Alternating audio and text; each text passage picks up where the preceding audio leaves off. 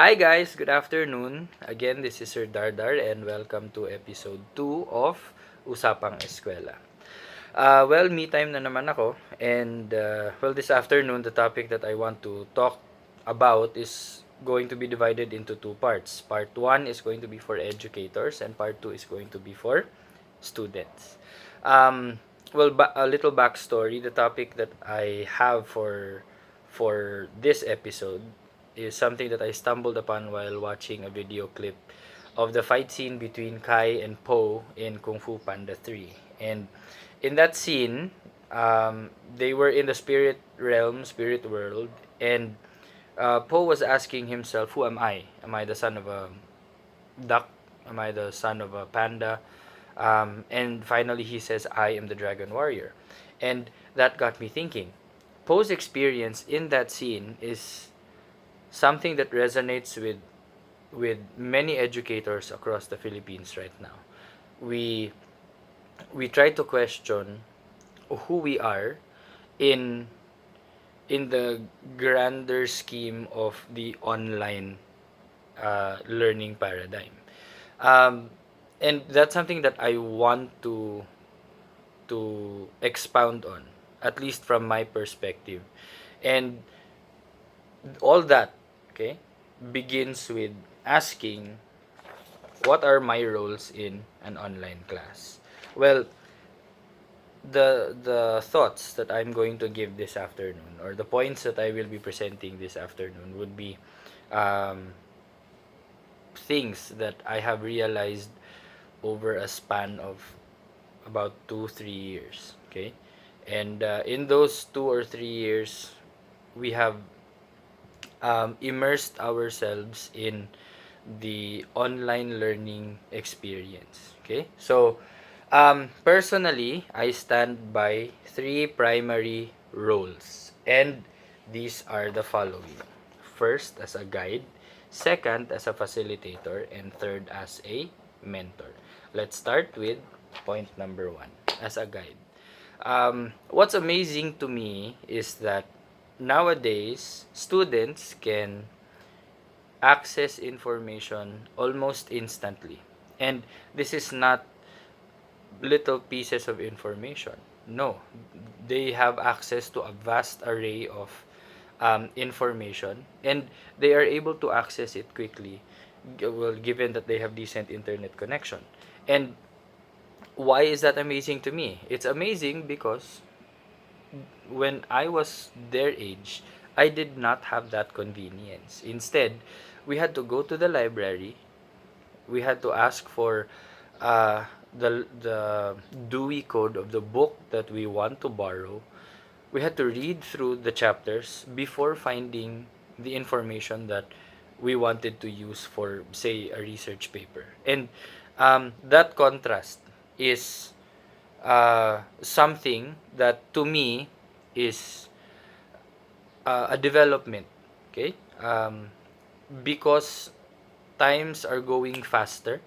Okay, because time is gold, we have to be able to provide information to our students in an instant, and that is where online classes will come in.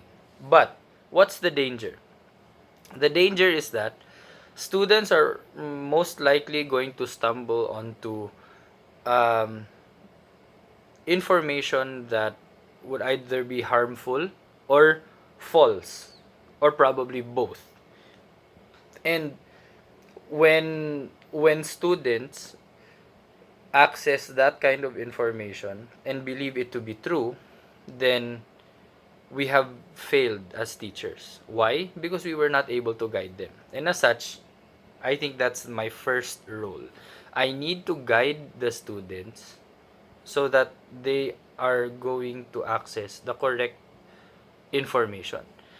Um, you are not going to be the one to access the information for them, but you are going to be the one to provide the opportunity, to provide the bridge, so to speak, for them to access that information, for them to get from point A to point B. You are going to guide them this way, that turn left, turn right. You are going to be a Waze app in a manner of speaking. Okay? But the students are the ones driving the vehicle. You're just the one guiding them where to go. Second role, okay, a facilitator.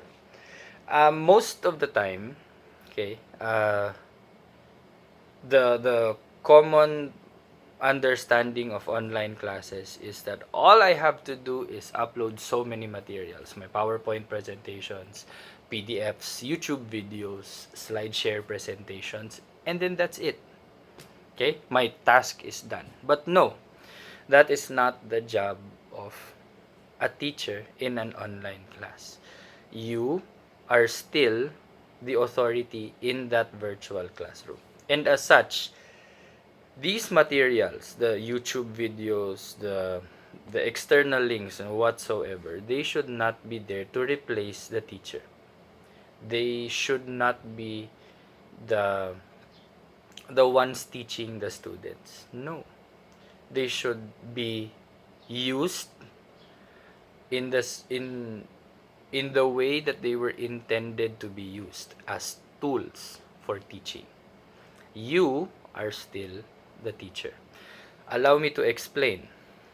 You have a lesson and you upload 6 YouTube videos, 2 PowerPoint presentations, 3 PDF files, and 4 external links. In my card, or to me, that one is a recipe for disaster. Why? You cannot expect all the students to go through all those materials and be able to function properly and participate properly in your classes. Why? Because you are not the only subject that they have.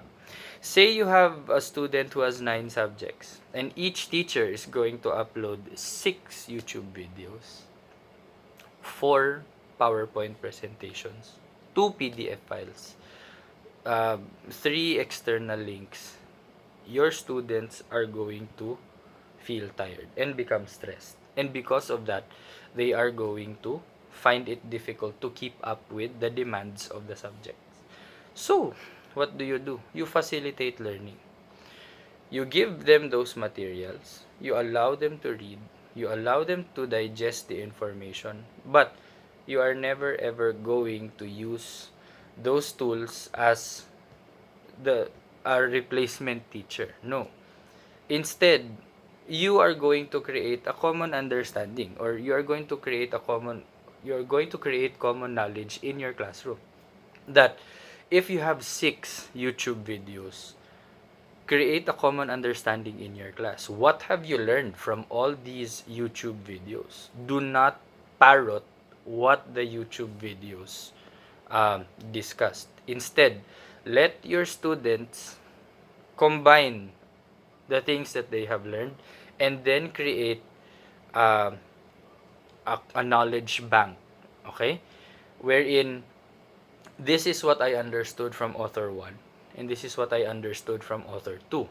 They are similar in the sense that both of them said this, but they have a slight difference in terms of this. That to me is meaningful knowledge. Why? Because the students constructed the knowledge, not and it was not imposed on them. Okay, it was something that they constructed on their own. That's why you have to be the facilitator. You have to help them come up with their own learning, okay, or with their own understanding of the material. Do not impose. um, the exception would probably be mathematics and sciences, wherein you have a formula, but you can actually play with the formulas, you can derive values and stuff, and allow the students to discover it on their own. um, that to me is meaningful knowledge. When a student is able to manipulate a formula and come up with the correct answer, then you have succeeded as a teacher because you have helped the student construct their own knowledge. And when a student constructs his or her own knowledge, then it is the type of knowledge that is retained in the student. It is something that, or it is not something that they forget uh, very easily. Next, I think this is the last one. Mentor. Um, I don't know if many of you will support my stand, but my stand is very simple. Give enough opportunity for the students to make mistakes. Uh, yes, it's questionable. Well, we're teachers. We're supposed to teach them what's right. Yeah, but just because we're there, we're supposed to teach them what is right, does not mean that they're going to get it right each and every time. My philosophy is that the best form of teaching is a parent teaching their kids to ride a bike. For you fellow educators, for those of you who know how to ride a bike, when you reminisce, it was probably a more knowledgeable adult or a friend who taught you how to ride the bike. So uh, they tell you these kinds of techniques. You have to keep your eye on the road. You have to keep your hands firmly grasping the handlebars. You have to pedal. When you fall to the right, you turn right. When you fall to the left, you turn left. They tell you all these things, and you think, ah, yeah, I got it. But when it was your turn to practice, when it was your turn to get on the bike and pedal, I don't think you got it right the first time. You fell, you stumbled, um, you crashed the bike, but you got up on the bike again. You tried once more until such time that um, you were able to ride the bike successfully. For other parents, you might have held onto that bike seat and then pushed your children until they got it right. That should be your job as teachers. Allow them to stumble, allow them to make mistakes, allow them to crash the bike, because that's how they learn best. Um, you should never be there to punish that mistake. That if they crash, you punish them further. No, that creates fear, and fear hinders action.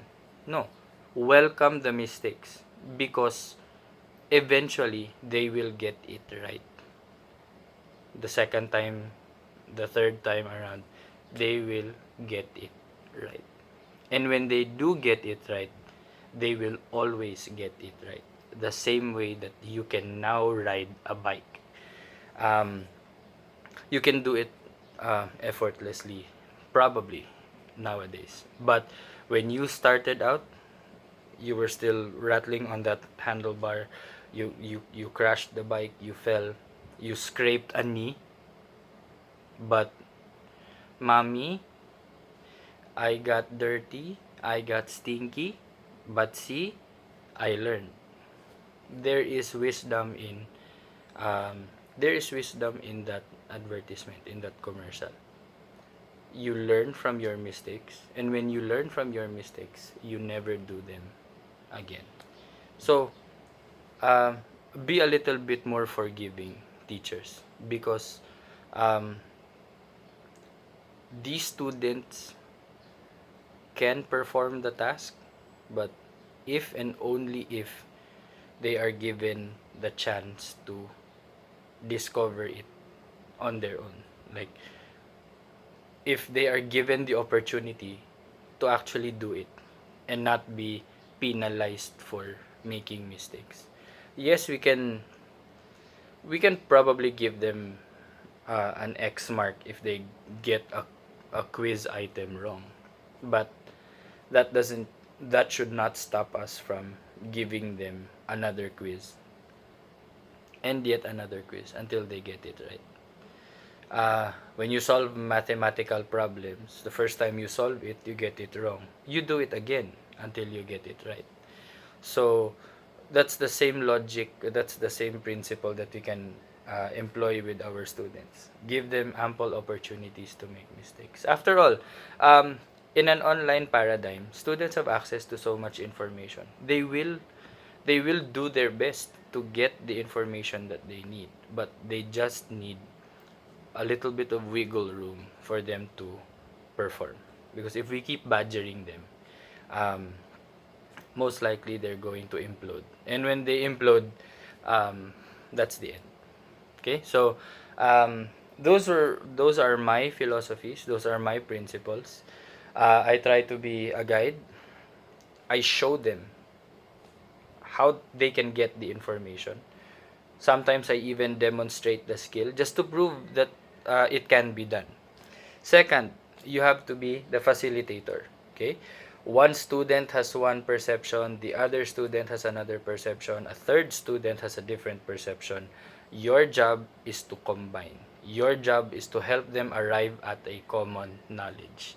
And third is a mentor. Um, like a parent teaching a kid how to ride a bike. Okay?